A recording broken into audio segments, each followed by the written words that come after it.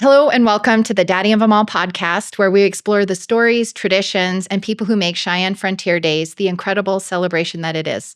My name is Affie Ellis. I'm a member of the Navajo Nation, and I'm also a member of the Cheyenne Frontier Days Foundation Board of Directors.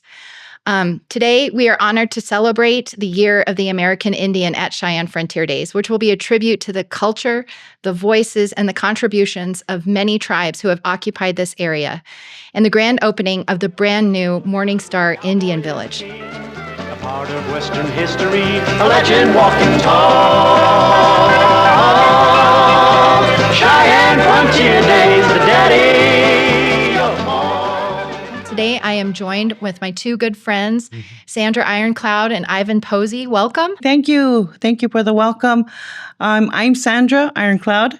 I am Northern Arapaho from the Wind River Indian Reservation, and I also am the coordinator for our Little Sun Drum and Dance Group, and we've been coming to CFD since 2007. It's something that we have, we've had an excellent relationship with the committee, the Indian Committee, and, we are just grateful to be here to celebrate the 129th anniversary of CFD. Great to see you. Hello, Ivan. Good morning, Zombechu. A little bit about yourself, Ivan. I'm Ivan Posey. I'm an enrolled member of the Eastern Shoshone tribe, but I'm also Northern Arapaho and Northern Cheyenne. I currently serve as the Indian Education Coordinator for Central Wyoming College and have been assisting the Cheyenne Frontier Days Foundation in the Permanent Indian Village, as my sister here has been talking about. Yes. Well, we're excited to have both of you. Next year, as you know, the 2026 Cheyenne Frontier Days has been declared the Year of the American Indian. What does that mean to each of you? For me, it's a celebration of, recognizing the contributions that the Native Americans have made, not only to Cheyenne Frontier Days, but within the state of Wyoming, of celebrating our language and culture by showcasing, not showcasing, but sharing, giving everyone an educational learning experience of developing an appreciation of another culture. And for me, it's I believe it's something that, I look forward to see how it will pan out and, with recognizing the permanent structure of the Morning Star Village. And so I do look forward to seeing what's going to happen next year. It's going to be great. Ivan, American Indian, the Year of the American Indian at the Cheyenne Frontier Days. What does that mean to you? It means to me the history and the presence of American Indian people here in this area. Sometimes our history was written not by us, and it gives us a great opportunity to educate others, but also educate ourselves about ourselves within our own tribal structures. Sometimes we're losing that. The young people, sometimes through no fault of their own, very little about our nomadic structure, our societies, our clans. And I think this is just a step in the right direction.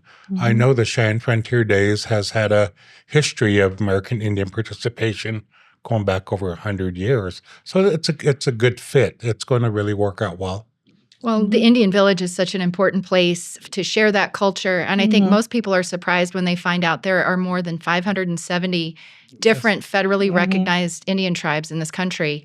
And so when you talk about being Northern Arapaho, being Eastern Shoshone, and having these affiliations, it really is sharing that culture and hoping that people maybe take an interest in other Indian tribes as well and their cultures.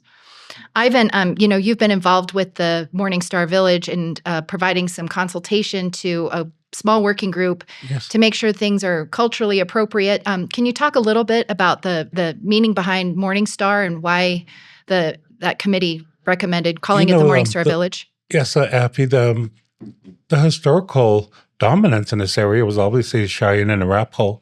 And obviously the name Cheyenne relates to the Cheyenne people.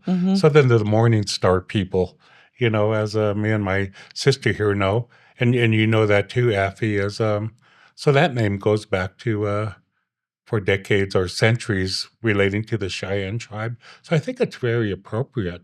You know that many tribes have been nomadic and came through here, but the dominant ones were basically over the last several hundred years were the Cheyenne and the Arapaho tribes.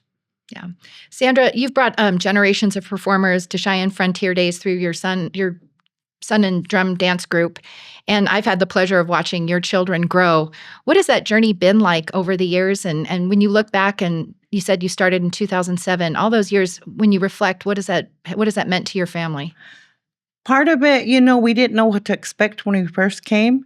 And for us, it was a learning journey and being able to share our language and culture through our dance presentations that we do at the village and changing that stereotypical version of who we are as Native American people and sharing with everyone that, we enhance the theme of Cheyenne Frontier Days. We celebrate that spirit of, who we are as Wyoming people, because many of us are Wyoming natives. And for us, it was a great educational journey, too, for us as well. And learning how to work with people, learning how to present ourselves in an appropriate way, and showing the best of who we are through song and dance. Well, and Sandy, I think your family does it really well when you introduce them. So often I think people think of American Indian people as relics of the past. And when Sandy gets up there and talks about the fact that she has all these relatives and friends, they're educators, they work in various positions within their community. For a lot of people, that's the first exposure they've had to working and knowing true Native American Yes. people. So I think that's an important theme. The thing is, we're powwow people. And, we take time off from our jobs and get away for the weekend. And, it's part of what defines us, being who we are. Yeah. Well, Cheyenne Frontier Days has a long history of having Native performers come to the park. Are there any milestones that have occurred since that time to today that you think are important for listeners to be aware of? Well, for me, it's that positive relationship. And, the Indian Committee has been absolutely wonderful with us. There were a few bumps in the road, but it's being able to, part of, human nature, a little bit, sometimes miscommunication and so forth. But I feel that, overall, the committee has been very hospitable, has worked with us to make sure that we're taken care of. And it was just, developing a good, positive relationship that works for all of us all the way around, and making help with Cheyenne Frontier Days and making the Indian Village a huge part of, attracting more people to come and participate and be a part of it, because we work with the crowds and, we try to include everyone. And for me, it was just developing that positive relationship.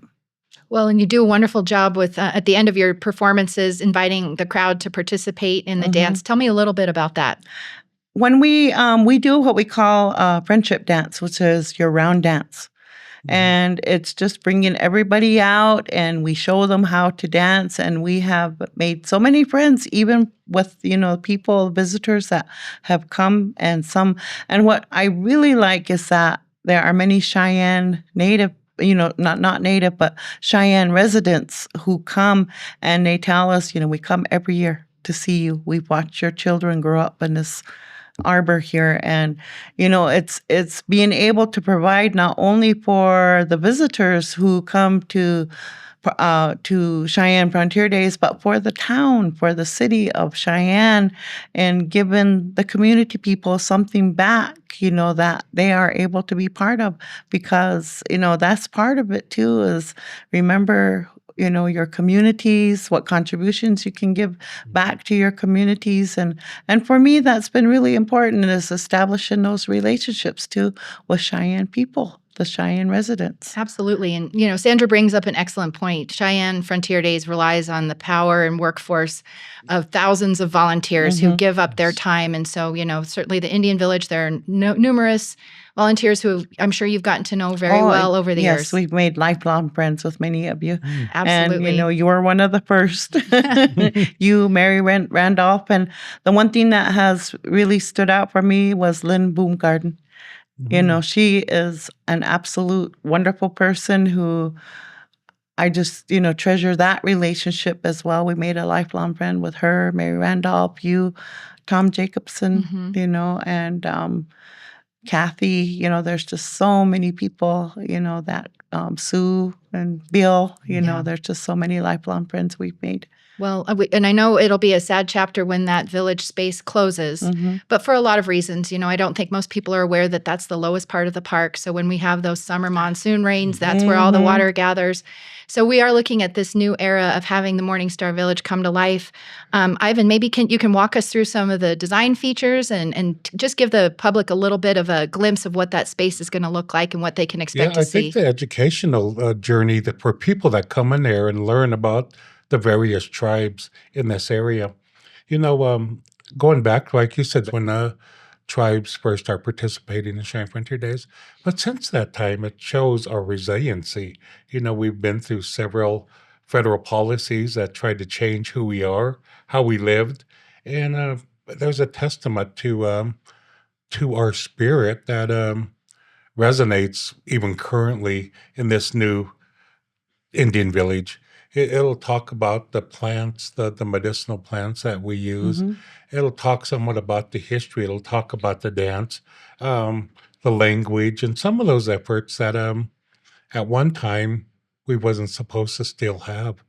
But through families and tribes, that strength really shows. I think that's what's the most important thing about this journey when people go through there and look at the plants. I know there was discussion about flags. There might be too many flags to set up there. Yes, Yeah, yeah. and I but I think remember that. Yeah. yeah, but I think it's going to be a great testament to tribal resiliency, tradition, and culture and language, as Sister said. You know, I think it's going to be unique in that sense. Yeah, so to just give our listeners a sense, the current Indian village, for those of you who haven't visited, it's a bit of a fort-like structure, and so you have to work to get into that space. But the new Indian village, the Morningstar Village, will be much more open, have a lot more natural vegetation, be more circular. Yes. So I think that's maybe a subtle symbolic shift that you're talking about, Ivan. Is we no longer think of these indigenous people as those who lounge around a fort, but trying to visualize what maybe it would have been like Yeah. before that era of federal Indian policy, And those like assimilation eras. as you mentioned earlier, Affie, about we're contributing everywhere. We're contributing to our tribes, and that's some of us made the choice to stay home and see what we could do to continue that. But there's, like I said, there's lawyers like you, Affie. There's scientists. There's that we're all over the place, and most of us live off the reservation. And it's but I really am looking forward to the ongoing journey of completing this village and telling our story because there's a lot of input. And I've asked a lot of relatives on Shoshone side, Arapaho side, Cheyenne side of their input into this, and I'm just a messenger of what they tell me. So I think hopefully a lot of our old people are leaving, and we really got to carry on those stories and those traditions. Well, and just on the practical side too, I know the volunteers at the Indian Village have worked really hard to provide as much shade as they can for the Oh, yeah. dancers, for the people watching the performances, but there are limits to that. And so, this new envisioned Morningstar Village will have wide canopies of shade, be more ADA accessible, have better restroom facilities. Sandra, can you just talk about what it's like for your family and your friends that are performing out there when they're in the sun? Are you looking forward to some of these changes at the village? Yes, and that's the one thing. When we first came, they didn't have the shades. They didn't have the little shelter, for our dancers while they were waiting. And so, the committee worked really hard to make space, for our dancers to be able to feel comfortable, and especially for the crowd. Though I'm really appreciative of those shades that they put up on one side of the dance circle there, and because it's being able to feel comfortable in sharing our songs and our dances, it's just, everything, the accommodations that they provide, such as we have a huge shelter, for our cooks and our workers, and we have a place where we're able to be comfortable in the evening. And, when the gate, the fort, like structure has been there since the beginning. And Jackie Smith, he's the one I didn't get to mention. Oh, he's one of the best that we also worked with. And he said, we built this because, that's your time, that's your family space where you can, not everyone is looking at you and staring at you. You have your own space here because it's our home away from home for 10 days. And, so we're appreciative of how they built the structure. We don't technically think of ourselves being in a fort, or being hanging around the fort. We are there to just share, and to be comfortable in what we share as, educators, as lifelong learners. And, and for us, we appreciate how they designed it. Because it even gives opportunities for the vendors to have a certain, they have their own space too, to promote their crafts. And for me, it's been actually a good thing, being able to where we're at, having a space for our drum group too as well. Because ironically, I came to help when Frank Armejo put the bid in Calvin Jumping Bull. And there weren't any structures like that. We were the drum group that came to sing for those two dance groups, my husband and I, my boys. Yeah. So we go way back to where we came down to Cheyenne Frontier Days. Well, I know your performances are really popular. Every time I go, it seems like there's a large group of kids. Oh, yeah. And then increasingly, I think with better ADA accessibility, certainly I would bring my parents before they both passed, and they were in their 80s in their wheelchair, and it was hard to get them around that village. So hopefully we can improve access for some senior citizens and other people who rely on those things. So when you think about the Morningstar Village, what do you hope that space will mean for future generations of Wyomingites and maybe for school-age kids in particular? I think the ramification that it's going to have on especially school-age kids is going to be very good. You could bring students from all over the state to come to the Indian Village, students from Colorado. And I think the educational part is really important to tell our part of the story. And I think what plants there are and what they're used for, and that narrative itself is very important. We had our own medicines before, Tylenol and some of that type of medicines, and certain, some things are ours, as you know, Affie. Some of the ceremonial ways are ours, but there are some things that we could share and that we will share that'll get more people more enlightened and more open-minded in a society that seems to be closing its mind at times. So I think it's going to be very, very important for younger people, and maybe even people that are in their 20s and 30s to come venture through that. For me, much of what Ivan shared is displaying and having an educational journey for anyone that goes through there with the resources that are provided there. What they envision with having possibly a powwow there, for the communities, surrounding communities, but being able to provide a space for educational institutions, groups that are coming through to learn about this area. And it's going to be an awesome educational, cultural journey for anyone who will be able to come and be part of it. Well, talk about young kids and kind of mixing the old with the new technology. I think my understanding is there will be QR codes throughout the park so that visitors, when they're there, maybe not during the show, can use those QR codes to access some information. Can you talk a little bit about what that might look like? They could get those QR codes, and they could be kind of toured of what's going to happen, and maybe told what those plants are used for, or this certain era, what happened in that certain era. I think, with myself, I'm hearing impaired, and I think hopefully there's going to be some type of system that allows people that are, my uncles and aunties, they all got hearing aids. Most of them, they don't wear them half the time. So Yeah. I think they just like to say, huh? Uh-huh.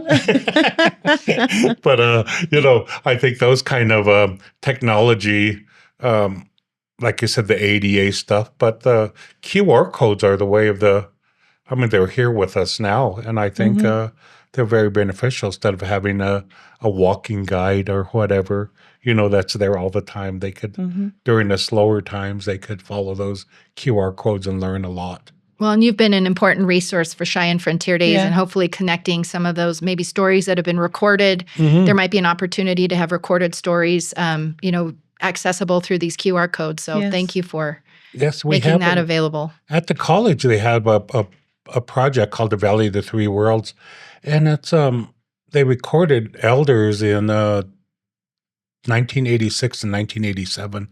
They was in storage at the college, and there was 112 tribal people they interviewed.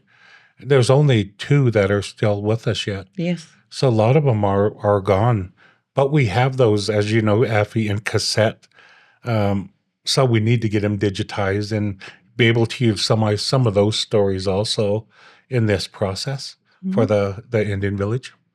Well, Sandra does a wonderful job of telling the stories of the dance. And so I know I've heard you tell these stories many, many times. But the chicken dance, the jingle dress, what those things signify. Could you, for those who haven't participated or been to the village, can you talk a little bit about what some of those dances mean? Yes, certainly. We, as we begin, we talk about our grand entry. We talk about how we actually borrowed that concept from the rodeo, and we showcase each of our dancers. We start out with our traditional men and women, our men's chicken and grass dancers, and our jingle, ending with our fancy and our hoop dance. And I go through, give a brief explanation of what it is, what the dance symbolizes, and a little bit of history about each style, and also especially with our hoop dancer, which actually comes from the Southwest. And with that, for me, that's helping everyone understand, and again, reiterating that appreciation of learning about a new culture, well, not technically new, but an older culture that has been here for generations. And, what we do is primarily of the Northern Plains. And the stories I share, I got permission to use, from my mother and from some of the elders. And even when I share, I do it as an educator because, I don't like to refer to myself as a master of ceremonies or anything, because usually that's a position within my tribe, for a male. And for me, I got permission from my mother, who was one of our elders, and I said, "Is it okay for me to share?" She said, "You're a teacher. Go down and be a teacher and help people learn about who we are." She said, "Through your dances, through the songs," she said, and do it appropriately. And so, that's what I keep in mind. And, I'm very proud of all of my dancers and singers, especially this year. Many of them are my former students, who I've worked with since 1985. So Yeah. And Sandra, I know you lead a cultural club at Wyoming Indian High School. Yes. And so when people ask, how do she has such access to so many young, vibrant dancers coming out, I know of that connection. And I think it's really important to highlight that the Indian Village, and you in particular, really create this space that is opening for questions.